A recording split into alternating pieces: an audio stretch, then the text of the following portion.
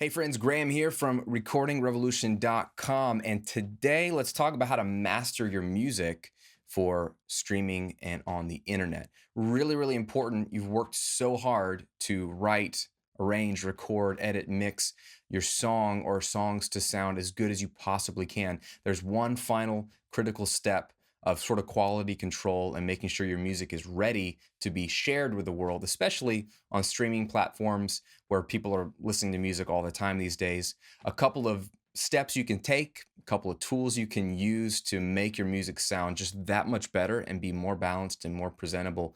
So I'm going to show you a few of the tools I'm using to master one of my songs and show you how simple it is and how quick it is to get a straightforward master that's ready to go out in the real world. So let's jump into my software and we'll take a look. All right, so here I'm inside of Pro Tools and I have my final mix bounced down. So it's just one stereo wave file. And this is the way I like to work when I'm ready to master. I like to render my multi-track mix down. So it's just one stereo file that I can drag into a fresh session. There's no plugins and I can't be tempted to fiddle with any of the individual tracks. So I'm just looking at the final mix here. That's not quite loud enough, not quite ready to go out on in the real world, but here we are as it stands. There's a little sample of it.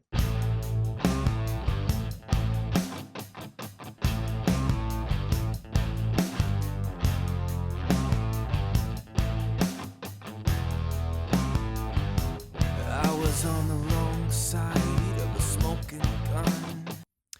And what I want to do now is use a few plugins to enhance this decent mix and take it just a little bit further. We're not going to drastically change the song. That's not the point of mastering. We're going to present it just that much better. One of my absolute favorite plugins, because it's just super quick to get really, really good sounds, is Mixcentric. So let's pull it up here. This is one of the Greg Wells plugins. It's so simple. It looks like just like a one knob plugin, but really it is three processes underneath the hood. So you've got EQ, you've got compression, and you have saturation. And all three are being dialed up into different amounts. It's not linear. So it's not just the straight more of all three nice and linearly when you dial it up. It actually tweaks the settings as you crank it as well. So what I like to do with this plugin, and you'll hear it immediately, is just start playing a little bit, dial it up a little bit. You're gonna love this sound. So the problem is you'll get tempted to push it too much, and then it just gets too sizzly. But it's gonna bring some forwardness, some clarity, and some sizzle to the mix in a really, really good way. And we'll make sure that we're not pushing it too hard. I was on the wrong side of a smoking gun. You better believe I regret more than half that I've done. And I was on the wrong side of a political line, saying yes to all the so-called progress of our time. Right? Makes the vocal more forward, makes the guitars like clean up and get a little more aggressive. It also makes it louder. Thank goodness we have an output knob here. So what I'm going to do is turn the output down, because my goal here really isn't to make it louder. I want to make sure that if I turn this plugin on or off, it's actually making the mix sound better, not just fooling myself with loudness. So let's turn it down a bit. I was on the wrong side of a smoking gun. You better believe I regret more than half that I've done. And I was on the wrong side of a political line, saying yes to all the so-called progress of our time. Then I heard a Right? So that cleaned it up nicely, right? That's a nice little touch. What we're trying to do here is just make it a little bit more in your face. So I like to start with that because it's the simplest tool I know of. It's just, you don't even have to think about it. You just dial it up and it sounds good. Now, another step we can take is to do a little bit of multi-band compression. And I've talked about this before in previous videos, but I'm a big fan of slight multi-band compression. Let's get the linear multi-band here. And a multi-band compressor is just a handful of compressors that are tied to just certain frequency ranges, which is really cool because then you can have different settings on the low frequencies and different settings on the high frequencies, and they can adjust dynamically according to what the song or the mix is giving you in that moment. If there's not a lot of guitars for a moment, it's just a lot of low end information, this can just tighten up the low end. It's really, really cool. Let's give you a little quick setting to start with. Let's load up one of the presets here. Multi-electro mastering is usually where I start if I'm playing with this plugin. And what I'm going to do is dial down the threshold a little bit on all 5 bands, which is this knob here. And then I'm going to adjust the makeup gain on all 5 bands to make sure I'm not making the mix louder again. This time, let's get to a chorus. Light it up and let it burn. Won't silence the truth in a night. Yeah, won't bury it. Oh, won't bury it. Oh, won't bury it. Oh, I won't bury it.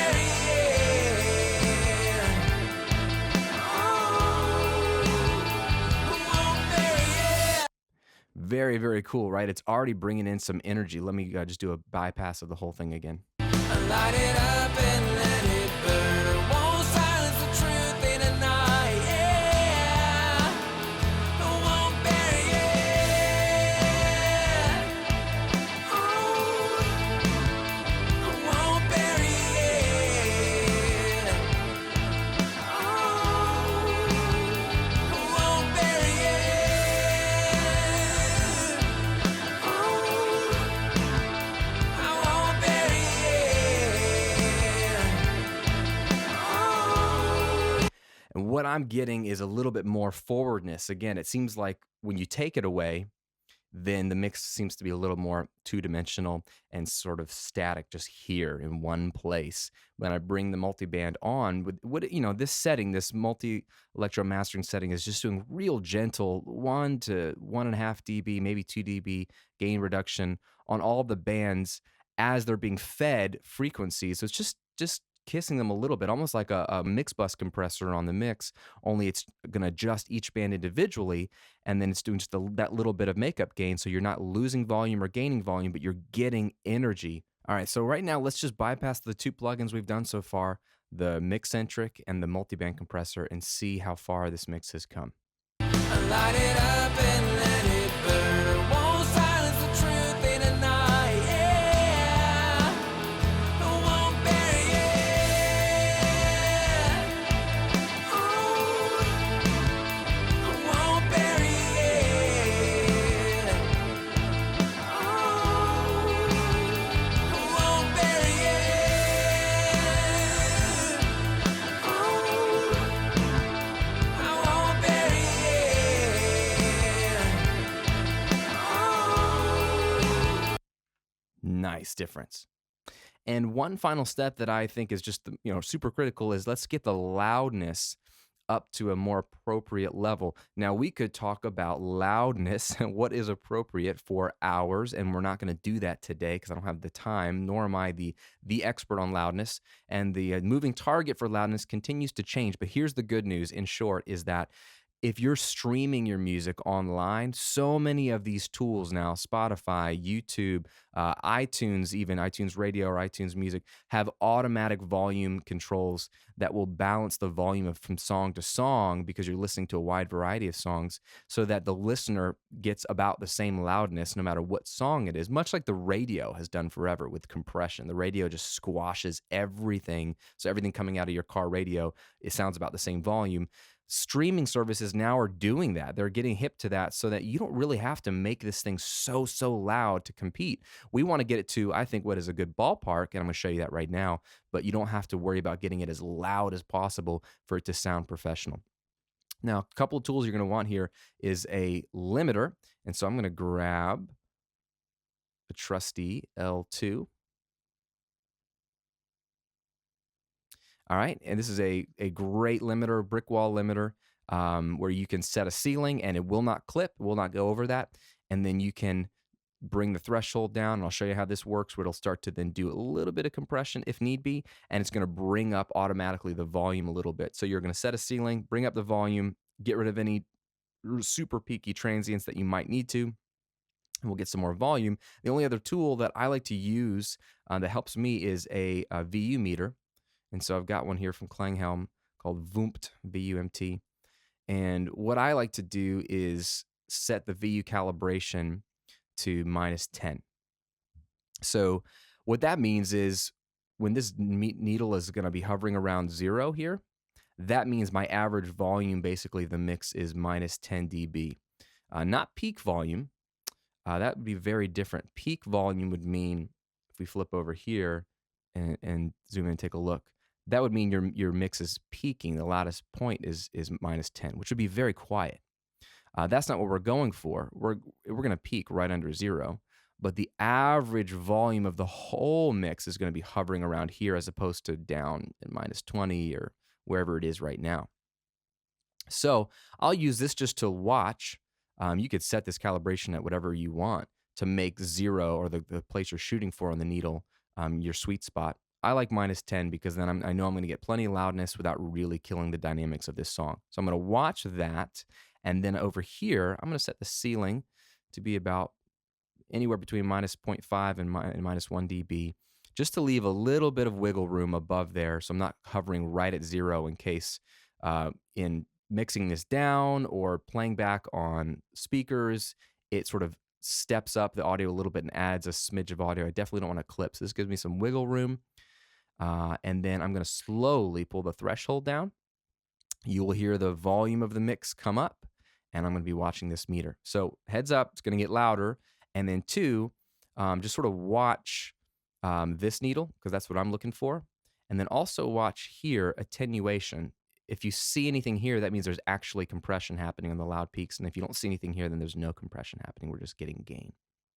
And final tip is I like to do this on the loudest part of the song, not at the quiet part or a quiet verse. Just find a part of the song where everything is in, everything's happening, and then set your settings there as your loudness. Here we go. Light it up and let it burn. Won't silence the truth in a night. Yeah, won't bury it. Oh, won't bury it. Oh, won't bury it. Oh, I won't bury it.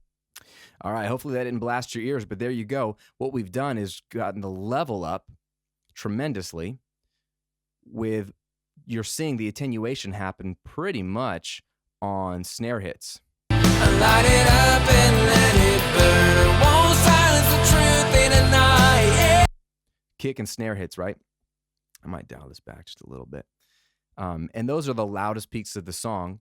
And so what that's doing, obviously, is taming some of those peaks to get the compression and get the average volume up. So we've done a massive, massive change to this song in a way that it preserves the mix. It still sounds like the mix, but it's a little bit better. So let me bypass all the plugins here. Light it up and let it burn. Won't silence the truth in a night. Yeah, won't bury it. Oh, won't bury it.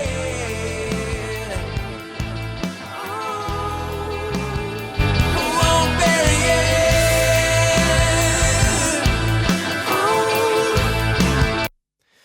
And there you have a real quick strategy for getting your song mastered for streaming and for the internet. Now, there's a lot of questions that might come in, so I just want to cut them off at the pass real quick. Is this complete mastering? Sure, absolutely, because mastering looks different every single time. The ideal master should take no processing. It's just get the level just right, make sure it's the right format, and ready to go. The goal isn't to do lots of stuff in mastering. I think that's a misnomer.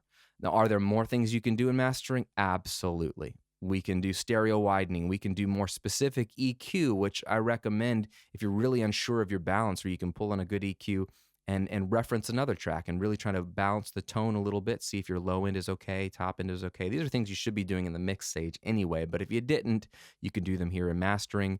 There's all kinds of things we can do. Tape saturation, a lot more detail we could focus on, but don't complicate the mastering process for your music. It is very straightforward if you've done your job in the recording and mixing phase. And I just gave you 3 simple steps you can do. Use something like the Greg Wells Mixcentric plugin to get some saturation and some EQ brightness, multi-band compressor to bring in the energy and punch, and then a good limiter like the L2 here to bring in level, and use some kind of VU meter to watch your level so you're getting good level but not crushing your mix, and you're ready to go. Final thing I would say here is, if you've got a dither on your plugin, I would set the bit rate down to your final bit depth. So 16 bits is where I would go for this, for a WAV file for a CD or for an MP3. And then that way it's going to do any kind of dithering to the right bit depth. Then I'm ready to bounce this thing down and share it with the world. Hopefully that gives you a good framework. For more tips and tricks on recording, mixing, mastering, all this stuff, head over to recordingrevolution.com. I will see you on another video real soon. Light it up and let